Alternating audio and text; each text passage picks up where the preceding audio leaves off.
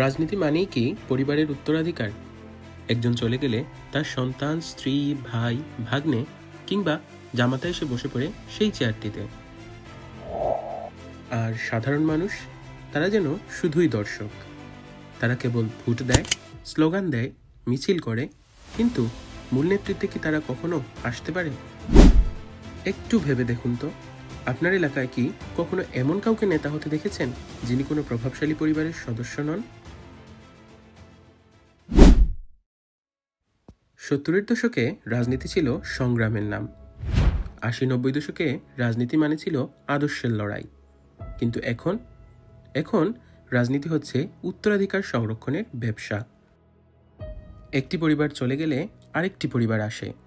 মানুষ বদলায়, কিন্তু পরিবার বদলায় না।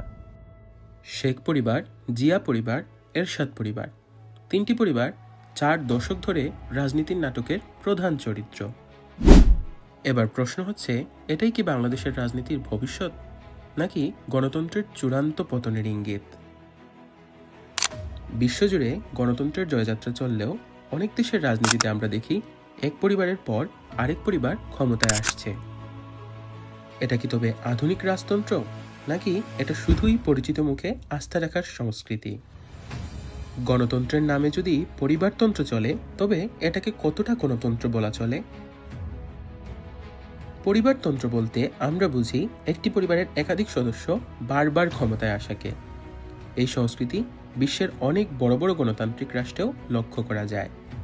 যেমন যুক্তরাষ্ট্রের বুশ পরিবার, ক্লিন্টন পরিবার, ভারতে গান্ধী পরিবার, পাকিস্তানে ভুট্টো পরিবার, বাংলাদেশে শেখ মুজিব ও জিয়া পরিবার।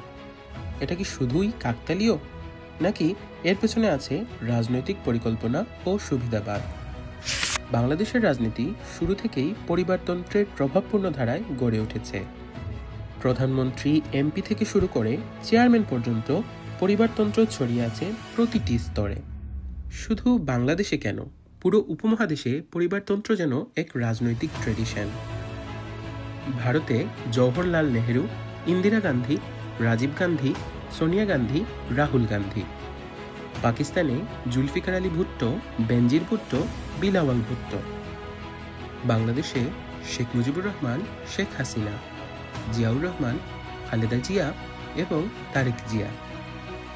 নেপাল রাজতন্ত্র থেকে গণতান্ত্রিক দেশ হলেও বর্তমানে সে দেশের জনগণের বিরাট একটি অংশ পুরাতন রাজপরিবারকে ফিরিয়ে আনার জন্য রীতিমতো রাস্তায় নেমে আন্দোলন করছে। উপমহাদেশের রাজনীতির এমন বাস্তবতায় নতুন তরুণ নেতৃত্ব উঠে আসার সম্ভাবনা কি কেবল পিছিয়ে পড়ছে? আসুন এ সম্পর্কে একটু আলোচনা করা যাক। গণতান্ত্রিক বাংলাদেশে সর্ববৃহৎ 2টি রাজনৈতিক দলের নাম হচ্ছে আওয়ামী লীগ এবং বিএনপি। কাগজে কলমে 2টি দল গণতান্ত্রিক হলেও 2টি দলেরই মূল নেতৃত্ব 2টি পরিবারের মধ্যেই সীমাবদ্ধ। এই 2 পরিবারের লোক ছাড়া কেউ দলীয় প্রধান হওয়ার কল্পনা করাও বাংলাদেশের বাস্তবতায় সম্ভব নয়। এই পরিবারতন্ত্রের গেড়াকলে পড়ে যোগ্য, শিক্ষিত এবং নীতিবান তরুণ নেতৃত্ব উঠে আসতে পারে না। রাজনীতিতে সামনের সারিতে উঠে আসতে হলে কিংবা কোনো নির্দিষ্ট আসনে দলের প্রার্থী হতে হলে আপনাকে এই 2 পরিবারের আশীর্বাদ পুষ্ট হতেই হবে। পরিবারতান্ত্রিক দলগুলো তাই পুরোপুরি ব্যক্তি নির্ভর হয়ে পড়েছে, আদর্শ নির্ভর হতে পারেনি।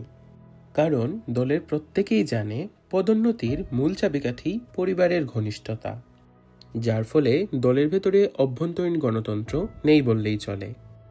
কেউ যদি সমালোচনাকারী হন, তবে তাকে নিশ্চিতভাবে দল থেকে বাদ পড়তে হয়। এই পরিবারতন্ত্রে প্রভাবশালী পরিবারের আত্মীয় স্বজন, ব্যবসায়ী বন্ধু, খাস লোকেরা বিশেষ সুবিধা পান, যাকে বলা চলে ফ্যামিলি টেন্ডার সিন্ডিকেট বা পলিটিক্যাল বাবুতন্ত্র।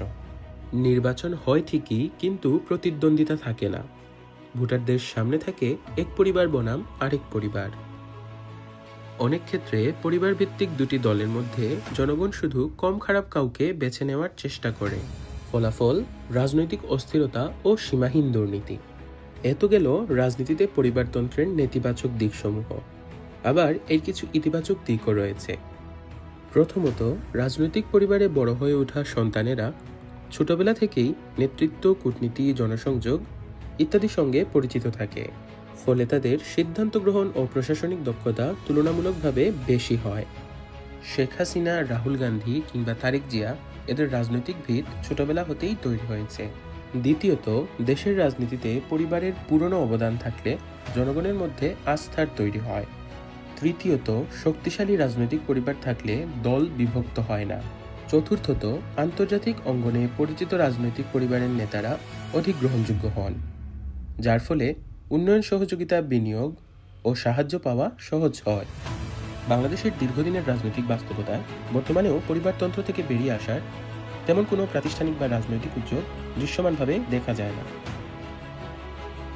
তবে বাংলাদেশে 2024 সালের পরিবর্তিত রাজনৈতিক প্রেক্ষাপটে কিছু দল পরিবারতন্ত্রের বাইরে গিয়ে রাজনীতি করার চেষ্টা করছে, যেমন বাংলাদেশ জামাত ইসলামী, নাগরিক ঐক্য, গণ অধিকার পরিষদ, জাতীয় নাগরিক পার্টি এনসিপি ইত্যাদি।